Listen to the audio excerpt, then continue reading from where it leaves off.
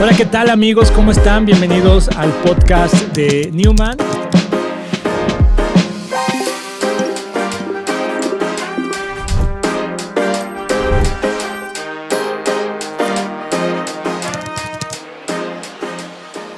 Hola, ¿qué tal? Soy Oscar Rivas y bienvenidos al podcast de Newman. Y hoy tenemos un gran episodio a alguien que seguramente usted ya conoce y al cual estamos muy complacidos de tenerlo aquí en casa. Gabor, welcome to Mexico. Thank you. It's really good to be here. What are your senses in coming to Mexico? Well, I've been to two cities, Merida and Mexico City. Both places I was here to speak to audiences, and most of my experience was inside speaking halls or theaters, and very warm audiences, very receptive, very engaged, very vulnerable, very open questions. Other than that, I've seen a little bit of Mexico City, the big square, the palace, the Museo Folklorico. Yes. It's all been very interesting and enriching. So it's been a very brief but very warm visit. I'm glad you enjoy it. You are speaking in all over the world. You have been invited to all over podcasts and interviews. Yeah. I'm very curious. Is there any question that you wish somebody asks to you and nobody has asked it? Actually, not. Oh. You know, I don't think there's anything I haven't said that I wanted to say. Each time I speak, it comes out a bit different because I'm talking to a different person and the context is different. So I'm just always looking forward to see what emerges. Okay. But I don't have any inside agenda as to what I want to say. Yeah. Okay, that's good. So that means that you are more like transparent, that you want to follow the conversation, whatever it is. Yeah, I just want to be there with whoever I'm speaking to and see what emerges. Yeah. Okay. Okay, I see. Thank you for that. So what makes you to choose in your life to dedicate your life to trauma? Well, it's not that I dedicated my life to trauma. I participated in a workshop in Los Angeles maybe 10 years ago where the intention was to identify your calling, which is not your profession, but what imprint do you want to leave on the world? Yes. When you're not here anymore, what is it that you'd like to have contributed to? And it's not to do with you, it's to do with other people. And what emerged for me is that my calling is that people are free. Mm. So whatever is in the way of freedom is what I'm concerned with.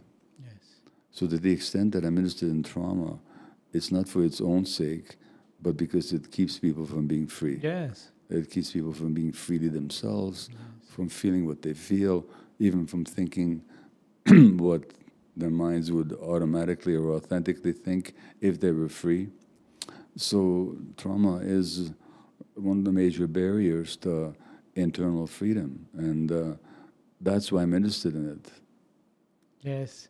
And also, of course, as a physician, I had to realize a long time ago that so many of the conditions, physical and mental challenges, illnesses, afflictions, addictions, were all significantly rooted in trauma. So if I was interested in healing, I had to become acquainted and familiar with trauma. Yes. But how did you find your call? Because for too many people, I thinking even myself, it was quite difficult to understand why I'm here in the art. How can I leave that imprint to other people? Well, you know, freedom has been my motivating ideal since I was a small child. So my heroes as a kid were always the freedom fighters. Oh.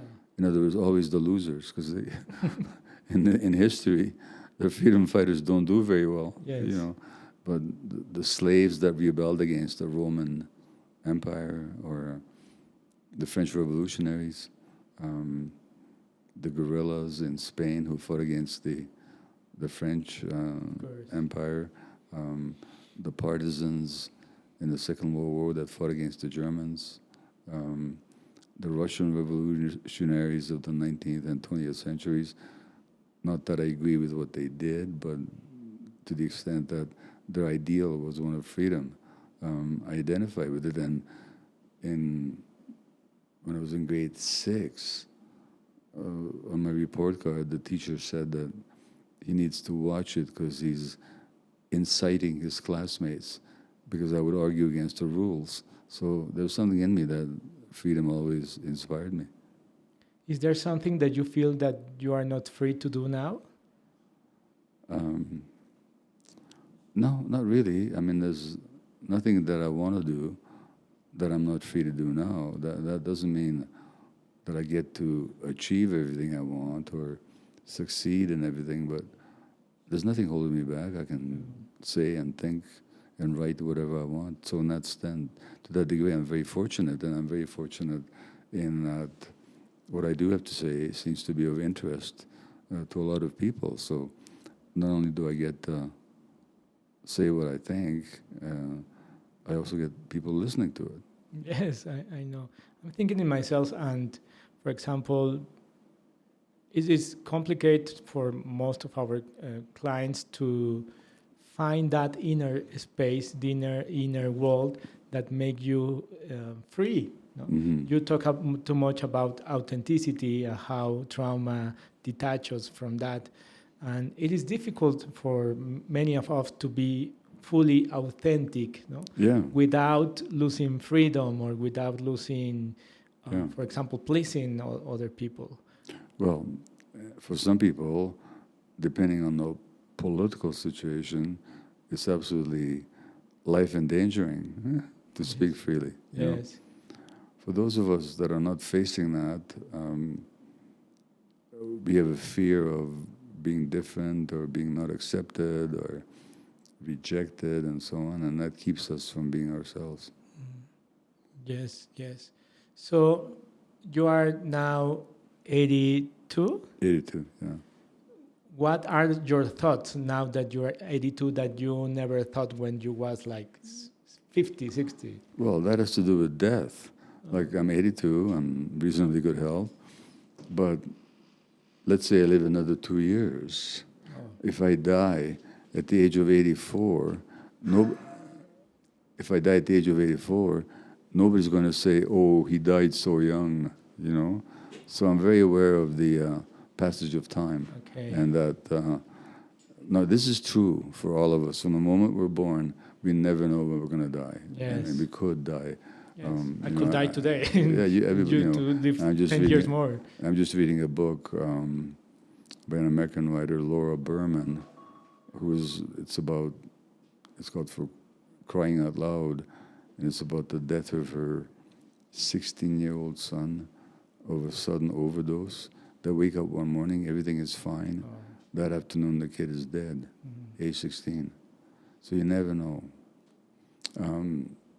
But certainly, at my age, I've started to think about that we should all think about it in a certain sense, but it does make you think about what's important and what isn't, and what to get hung up about and what not to get hung up about. So there's a kind of an awareness of the preciousness of life.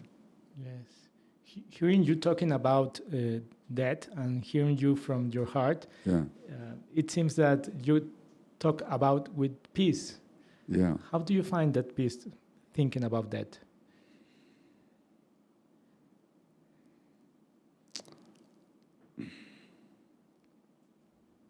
Well, I'm just not sure that I've found the peace. I mean, I may be peaceful talking to you about it now, but if I'm up against it, let's say I got a diagnosis. Actually, it's interesting.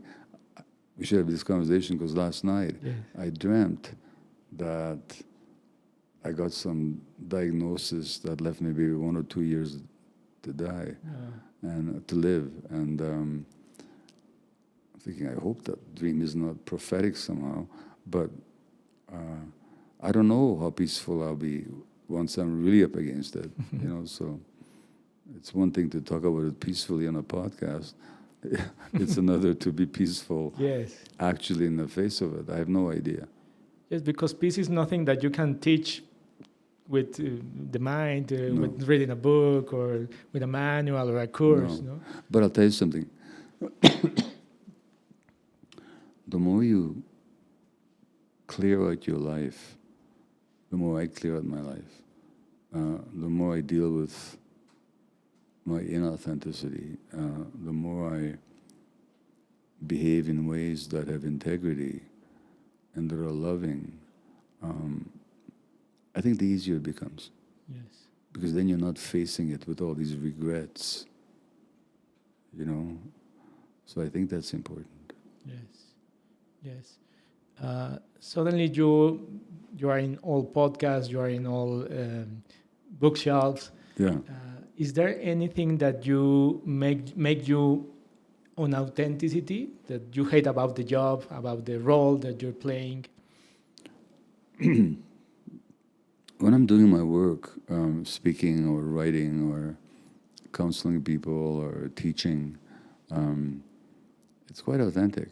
And it comes from a place within, or maybe I'm channeling something that I've been given a talent to convey, to channel.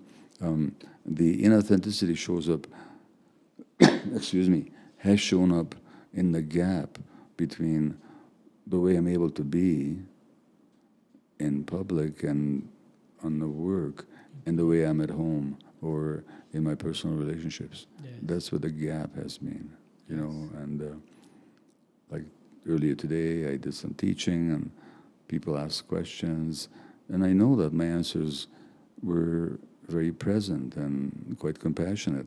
Not necessarily always right, but they came from a place of authenticity. I didn't have to work at it, pretend anything. It just comes. In personal life, it's more challenging. Yes. And I've been, and my task is to close that gap between the public me and the private me. Yes. How do you do that? I think so. It's one thing that everybody fights with that, no? Yeah. Trying to be the same in the house that in front of the cameras, being the same while I'm with my partner, while I am with a client, while I am with somebody, you know. But sometimes that mismatch can feel a little bit like probably I'm pretending, I'm a hypocrite, no? And for some people, it's complicated to do that. Yeah. Excuse my cough. I don't pretend when I'm on camera, and I don't pretend when I'm on stage, and I don't pretend when I'm working with people. I'm just right there. I really am. Yes. It's that in my private life, I tend to get triggered into behaviors or words or ways of being that are not relational, that are not compassionate, that are not present. And so the work is to clear that stuff out of yourself. You know, on the job, I'm not triggered. It's almost impossible for somebody to trigger me when I'm doing my work. I mean, they can say whatever they want in whatever hostile tone. I mean, when I was working with addicted people in Vancouver, sometimes they'd want medications from me that I didn't think were appropriate. So I'd say no. Well, when somebody who's addicted wants something and they don't get it, they get really frustrated and hostile. So I'd have people in my face this far screaming at me and calling me all kinds of names. Never triggered me. Never. I just knew they had pain, they had frustration. It had nothing to do with me. In my personal life, I'm much more likely to get triggered into old patterns and hostile ways. Yes. You are not very open about your personal life because you are writing a book with your son. Is that correct? Well, I just wrote a book with my son. It's called my son Daniel, who helped me write The Myth of Normal. But this time he didn't help me write it. We wrote it together, as much as his initiative as mine. And it's called Hello Again, A Fresh Start for Parents and Adult Children. And we had a kind of a bargain at the beginning that if because we've had lots of difficulties in our relationship, me and my children, and including with Daniel, and we had kind of an agreement that if by the time we finished writing the book, our relationship wasn't much better aligned, we wouldn't publish the book. Oh. And actually, it's changed. It's very different now between us. Yes. Much more acceptance, mutual respect. We don't trigger each other. When there's a problem, we talk about it. There's much more enjoyment and fun. But that was a process. And in writing this book and in formulating our advice to other people, we had to take our own advice. Yes. And so it's a very different relationship now than it was when we started writing the book. Do you say that writing the book together helped you to heal that relationship? Working with my son and writing this book on this subject really did help heal the relationship with my son, yeah.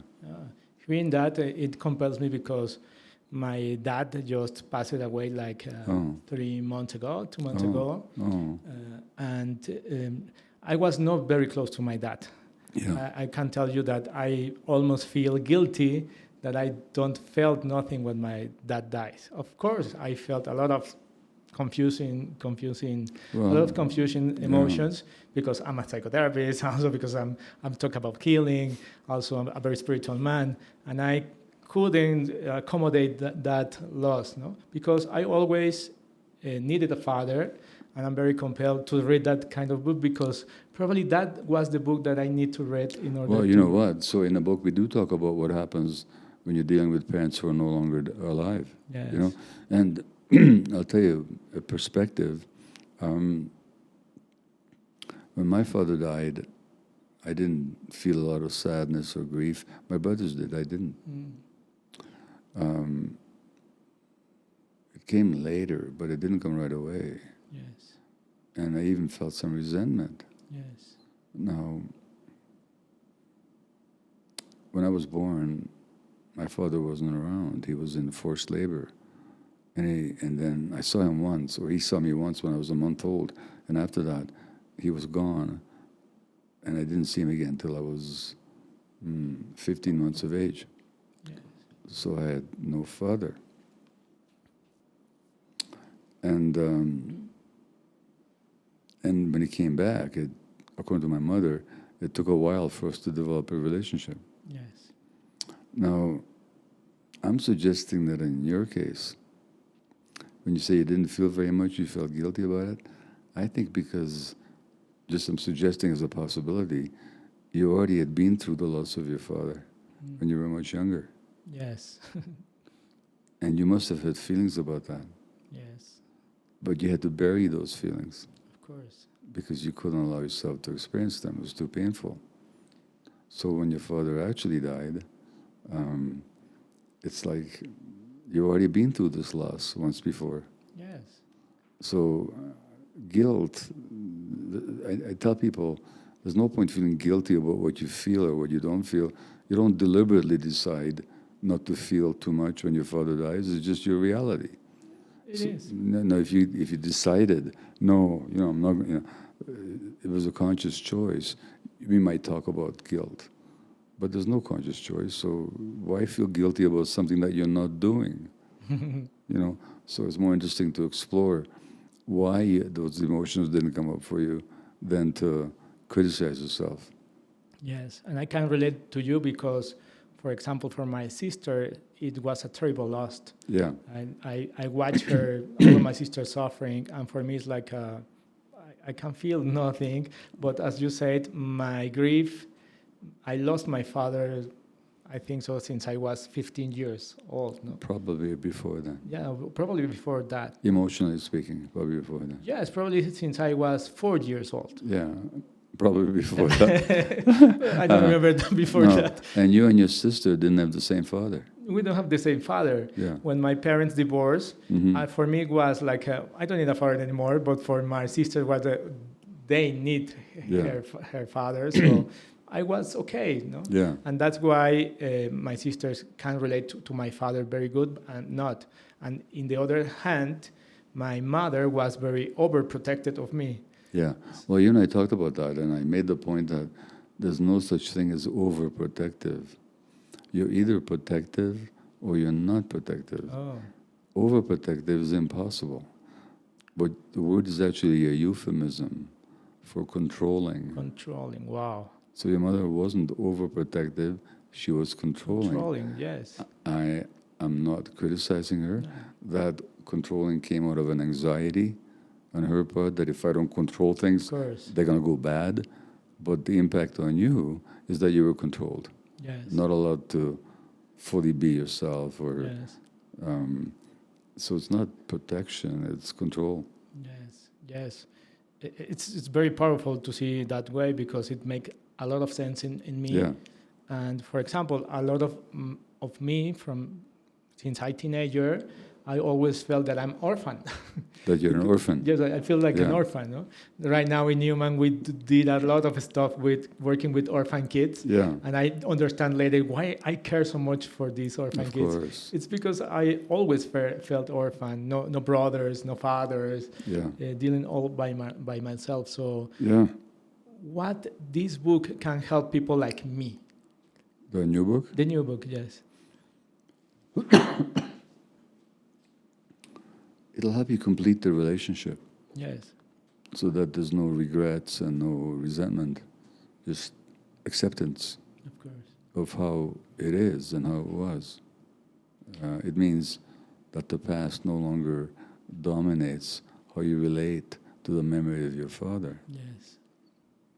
Yes. When my father died, the first thought that I had is, I'm not going to the funeral. No? But I realized that, no, that's trauma. I need to go, no? Yeah. I have this sense of spirituality in me that told me, go. Well, you know what? In the book we have a chapter, the last chapter is actually about this honoring the parent. Yes. And the Bible, the fifth commandment, says, honor your father and your mother. And when my son, Daniel, was 3 years old, sometimes I raged at him. One time I even hit him. And so why should he honor a father that when he was this big, screamed at him? Or why should people honor parents who abused them or who let them be abused and didn't protect them? So it's a really, really interesting question. And we can't tell people what to do. Yes. But what I ended up writing about that was that the parents were the vessel through which you entered the world. The question is, do you want to be alive or not? Yes. And most people, unless they're suicidal, would rather be alive. Yes. But if it wasn't for these parents, imperfect and broken and even toxic as they might have been, you wouldn't be alive. So they're the ones through whom life entered you. And that's what you're honoring. Yes. You don't have to honor the personalities. You don't even have to see them. But if you don't honor the life that they brought you, then you're rejecting yourself. And you're rejecting life itself. So that's on one side. The other side, of course, is that however your father showed up for you, given what had happened to him as a child, that's the best he could have done. Yes. He probably didn't have access to excellent psychotherapy and trauma work and all that kind of thing. Yes. So he just was who he was. I know that. Let me share something very personal. Yeah. I was sexually abused when I was 8 years old, Right. and it was in the hometown of my father. Mm. So the memory that I have of that event is traveling back to Mexico City in a bus. I was sitting in the window. My father was right in my side, but I was completely in crisis because I had been abused, and my father felt like very distant, no? And I always thinking, if I was the father of 8 years old and the boy is completely dissociated or disconnected, I was what's happening to you, no? But you mean you'd be aware? Being aware of that, no? The day my father died, I was traveling to his hometown. I was driving, and one of my sisters called me and told me, Dad is going to be dead in any moment. Do you want to say something by phone? I said, yes, put it in the phone. I want to him to go away in completely peace. And I say, Father, I just need to tell you thank you for the life you gave me. Mm-hmm. Thank you for the Father you be allowed to be to me. Yeah. It's what you could do, gave Yeah. me. I forgive you. Sorry if I did something that I hurt you. Please forgive me. I will take care of my sisters. I will take care of the family because I know that you are very connected with my sisters. Yeah. Go in peace. And at that moment, it felt it in myself that how all the things melted away, Yeah. Arranged it. And I arrived to the hometown of my parent, and what it was very healed to me is hearing all the stories about my father when he was a child. Yeah. And suddenly I understand completely all because my father grew in a very, very poor area of Mexico, 15 brothers and sisters. Oh my God. Which is the norm in Mexico in that time. No? Yeah. Extreme poor. No, I understand. Wow, the trauma that my father has to endure made him. Made him that it's not that he doesn't love me. Yeah. It's the only thing that he can give me. No? That's right. For the last 2 years, the only word that I have for my father is "Good morning, son," and I text back, "Good morning, Dad." He tells me the other day, "Good morning, Joe. Good morning." He couldn't have a conversation with me. Yeah. It's the only say that he could say to me, "Good morning." So for me, could you have said to him, "Dad, I wish there was more between us"? Yes, I wish to No, do that. but did you say that to him? Probably I tried to do it, but I never said that. No, there's no such thing as trying. Yes. Either you do it or you don't do it. No, I didn't do it. So in this book, we would recommend, you're an adult now. Yeah. You're not the child yet you were then. If you're the adult who wants a relationship with this man, you can say to him, "Dad, I wish there was more between us. I would like to get to know you better." He can say yes or he can say no. Yes. But it's, in this case, the responsibility is not his. You're the one that's more aware. Yes. So you can take responsibility if you want to. Of course. You don't have to, but if that's of interest to you, if you're regretting the thinness of the relationship, which is good morning, you could make an effort, and if he says no, then you can be sad about it, you know? Yes. Yes, it helps us, and I think so. It is a big deal because I think so. Most of us has a lot of deals with our family, no? Yeah. I like too much a saying from Ram Dass. Ram Dass says, if you feel that you are so holy and so spiritual, spend a weekend with your family and you will find out how holy absolutely. you are. Well, one of the epigraphs that opens our book is somebody said, a dysfunctional family is a family with more than one person in it. Yes. And as soon as you have two people, you're going to have problems. Yes. And how do you think we can approach this conflict situation in families? Because everybody, we carry with burdens in our families, no? Yeah. And it's difficult. How these new books can help us to heal, not to create more conflict or not to distance from our families. We don't have the goal that you shouldn't distance. Okay. If you need to distance. Distance. You know? You don't need them anymore. They don't need you anymore. Okay. I mean, they can live without you. You can live without them. It's a choice you make. Okay. So the question is, what do you want? You know, and if you want to explore the possibility, yes, there's certain ways to do that. Yes. Or you can decide very peacefully, no, it's too painful for me. But the question is, whatever you decide, take responsibility for it. Yes. And be at peace with it. We don't have an agenda that every family should reconcile. Some families can't.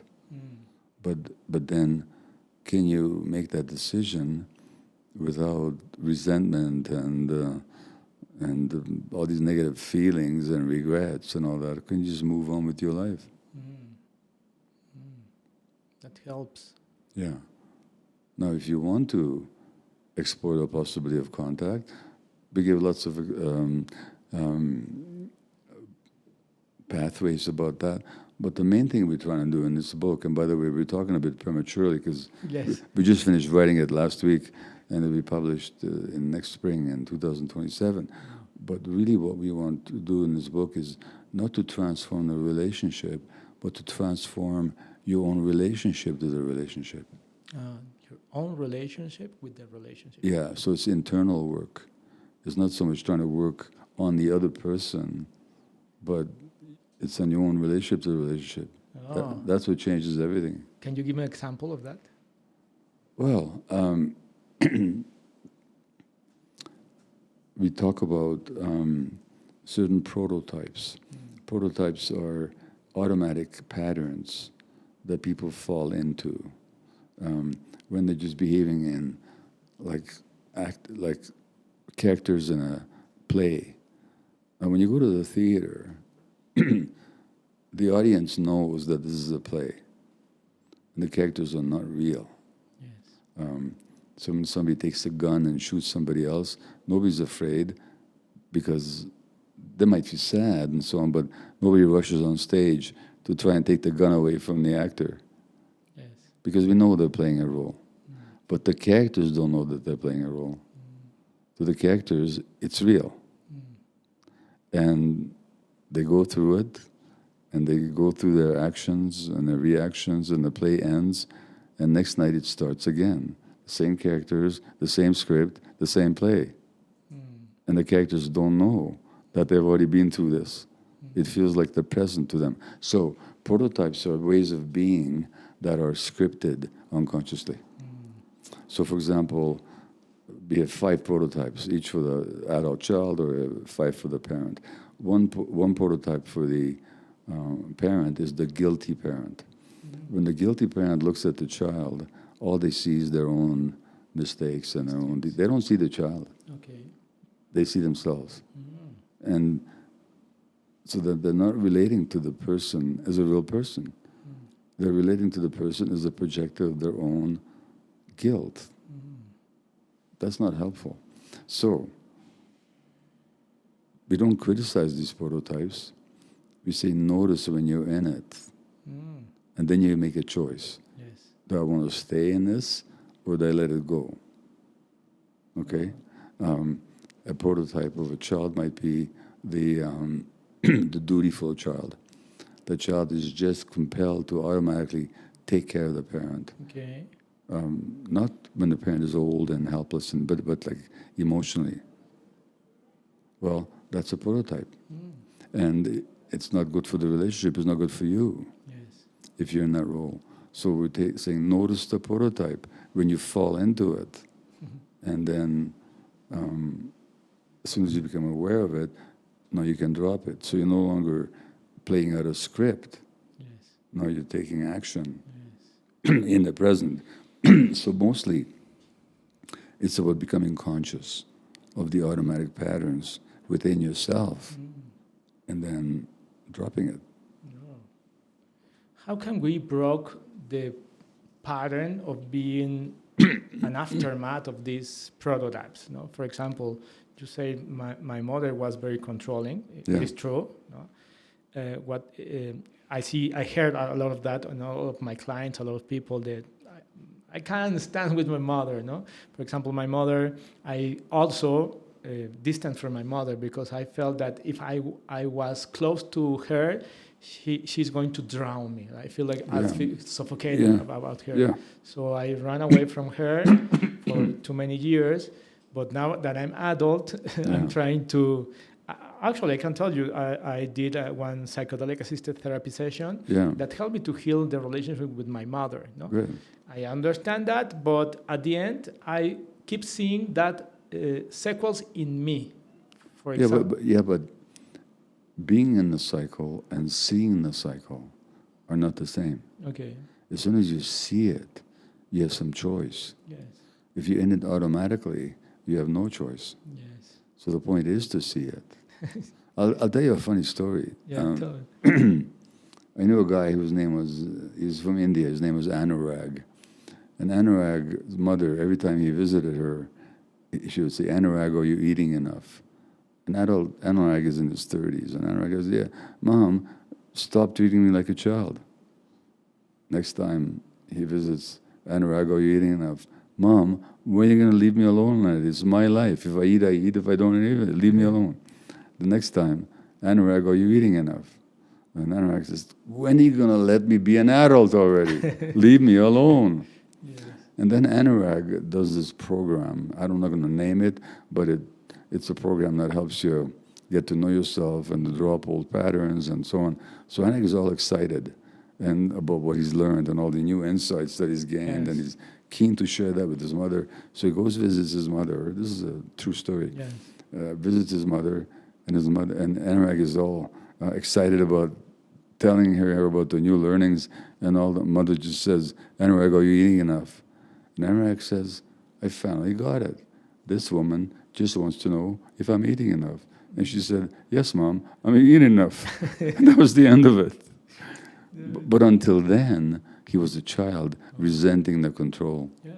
All of a sudden, he just saw her as an anxious mother wanting to know if his kid is eating enough. So you can look at your mother that way. If your mother starts acting in a controlling fashion again, you don't have to take it personally. Yes. You can just see it. Here's an anxious woman who's trying to make things okay through this particular behavior. Yes. I don't have to follow it, but I'm an adult. I don't have to take it personally either. It's not about me, it's about her. Yes, and it is what we teach to our clients. You can say no to your mother. You're an adult now. You can say no, or you can say put a limit. Just listen to it and not react. No, but my question is more because it is very hard to tell people to realize that you're an adult now. Stop being a victim. No? Yeah. Stop complaining about or taking the guilt of your parents. I don't say to people, stop being a victim. Okay. I never say that. I never tell anybody what they should do. But I say, what does it feel like to be a victim? Mm. What is the victim mentality like? It's powerless. Mm. You're at the effect of other people. Yeah. You don't have agency. Mm. You want to be that way? Mm. So that the victim mentality keeps you a small child. Are you really that powerless? So I don't say people stop being a victim. I'm saying to people, explore what it's like to be a victim. Mostly I say that, to who? To myself. Yeah, okay.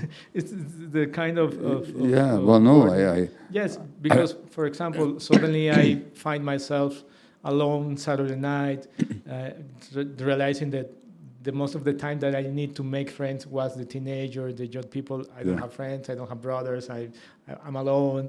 So always thinking, why nobody calls me to invite you to a party? That's kind of the auto-shame way of thinking. But how people can be helped, because in my case, feeling orphan all my life is I don't have the patterns to feel safe, to have good relationships. Well, first of all, feeling like an orphan is not a feeling. There's no such thing as feeling like an orphan in my world. Feelings are I'm hungry, I'm sad, I'm tired. Yeah. Those are feelings.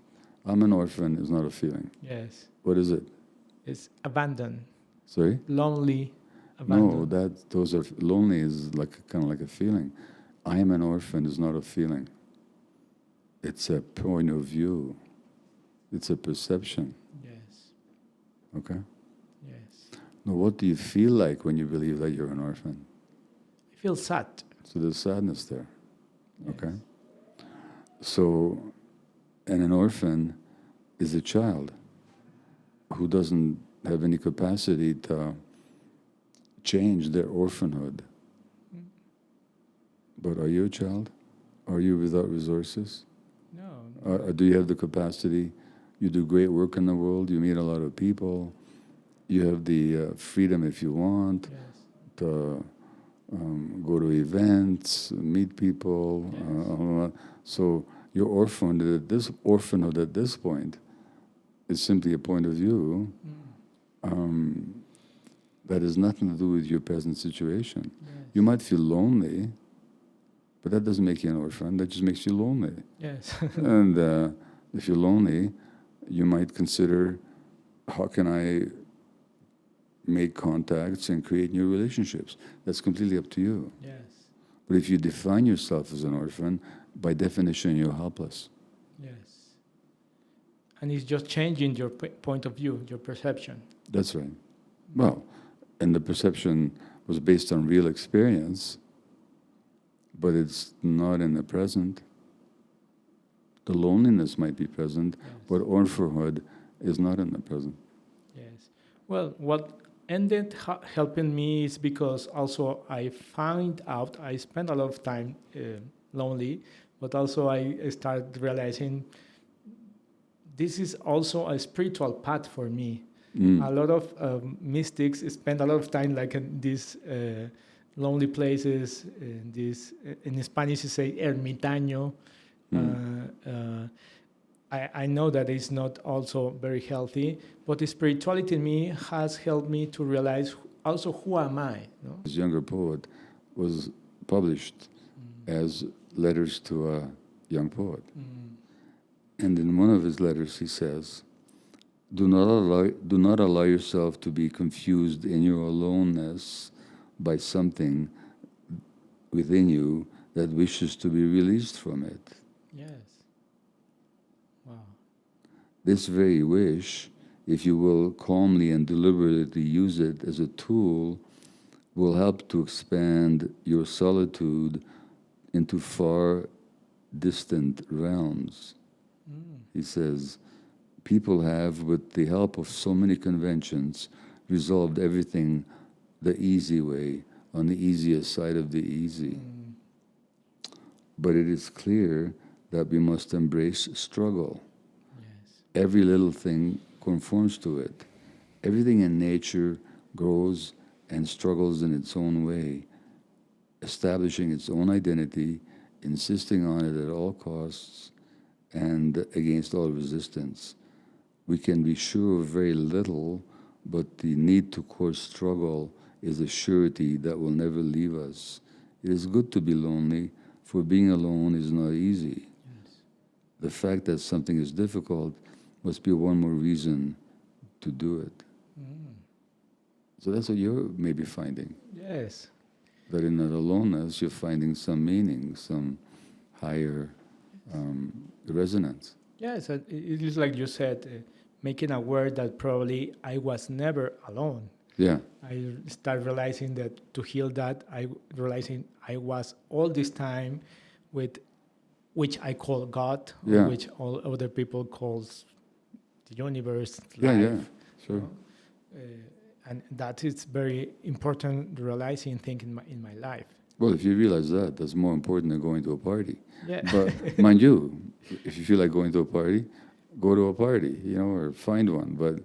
But that's an important realization. Yes, yes. What is the role of spirituality in your life?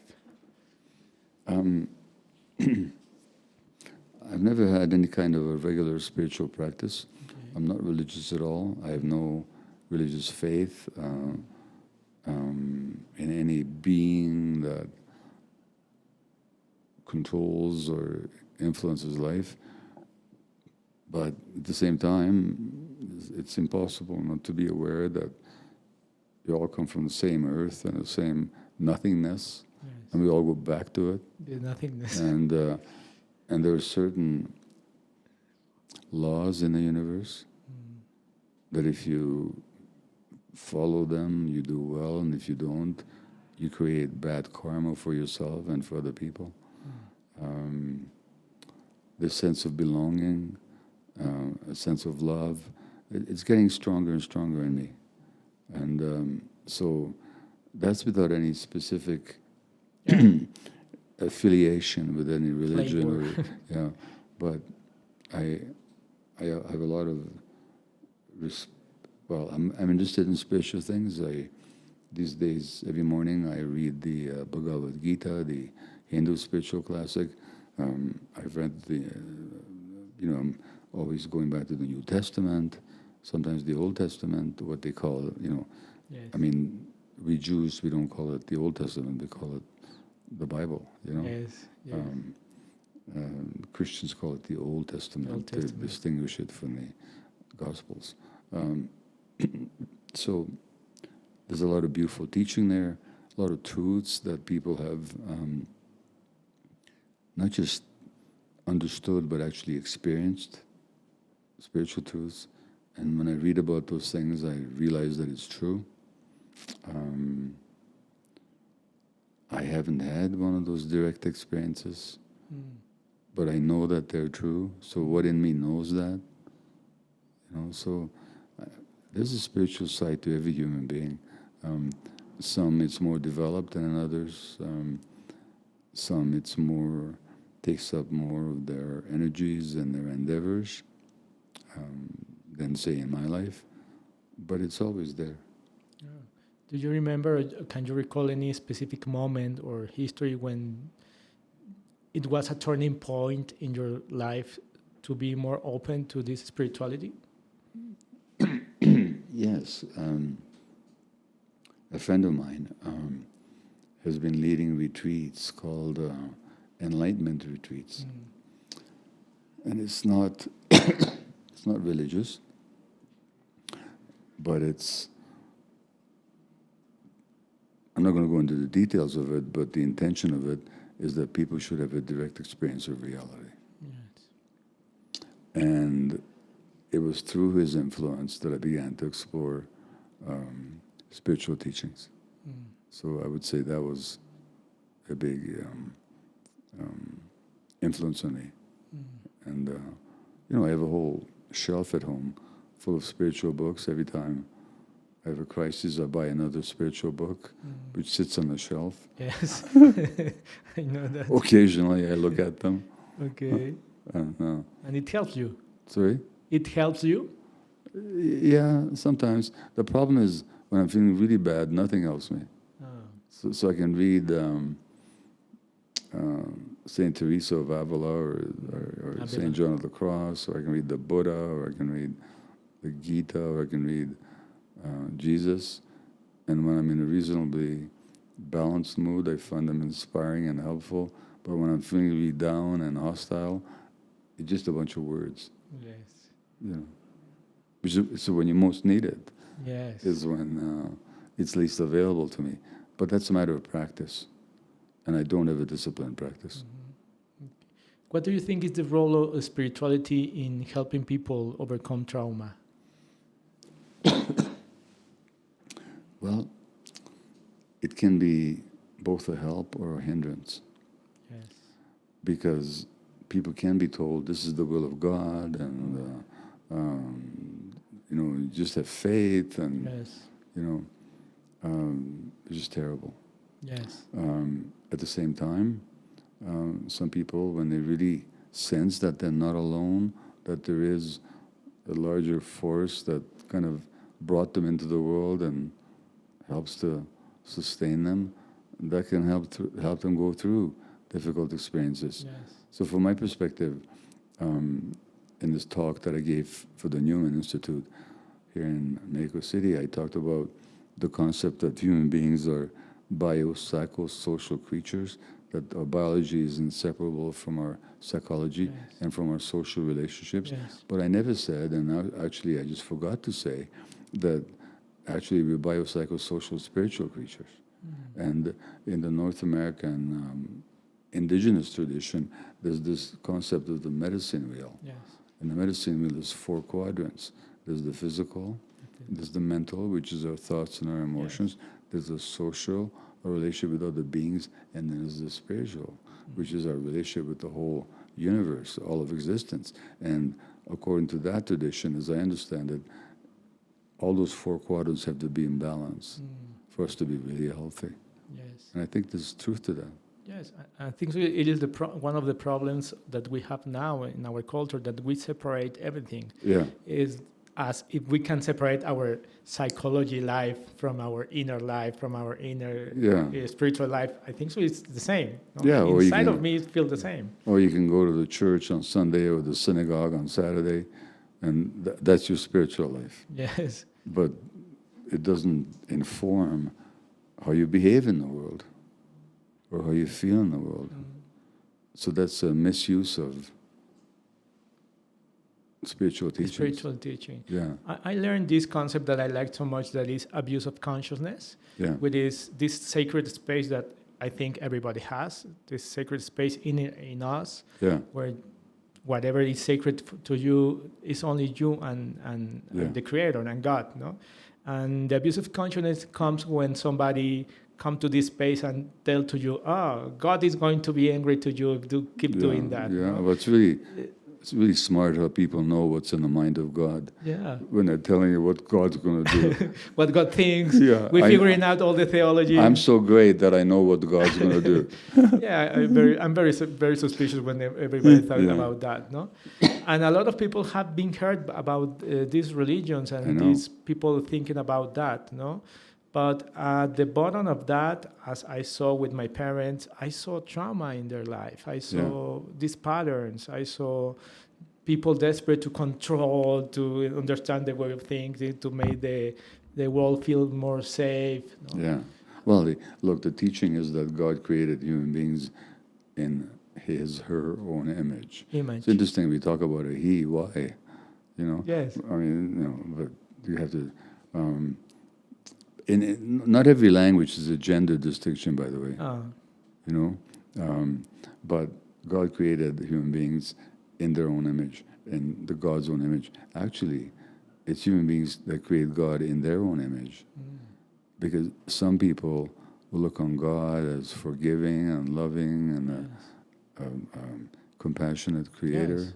Other people think of him or her or whoever as a punitive, angry, controlling, vindictive creature. Who created that? Yes. We created it. That God is a projection of our own trauma. Yes, but at the same time, how can people experience the real God, not the projected one? And for me, for example, it was like, of course, because my story always felt God doesn't care about me. I'm orphan. No? Yeah. But it was a perception. But that's interesting, because what does Jesus teach? Yes. About that? Yes, because Jesus teach all the opposite. No? Just the opposite, right? Just the opposite about that. Yeah. What do you think the humanity needs to move in towards, get past our trauma systems, our culture? Well, what do you wish to be there? If humanity was sitting here asking me for advice, that'd be one thing, but they're not. Okay, so I don't answer questions that are not practical, but it's for me, and I give you my personal answer. We are living in certain systems, and right now we're living in a world capitalist system that's completely committed to power and profit. Yes. And fewer people own more and more of the world. Something like, I forget the details, it's on my computer somewhere, but 0.1% of the world's population owns as much wealth or more wealth than the bottom half of the world's population. And they control things. It's not a conspiracy theory, it's a reality. They decide when we go to war, how we use our resources, whether we use our resources for weapons or for helping people. The Americans spent $25 billion on the war in Iran in a few weeks. That would have kept a lot of children alive. So people make these decisions, and the system generates how people are and how they think. So I think as long as we have systems that are dedicated to purposes that are not humane, we're going to live in an inhumane world.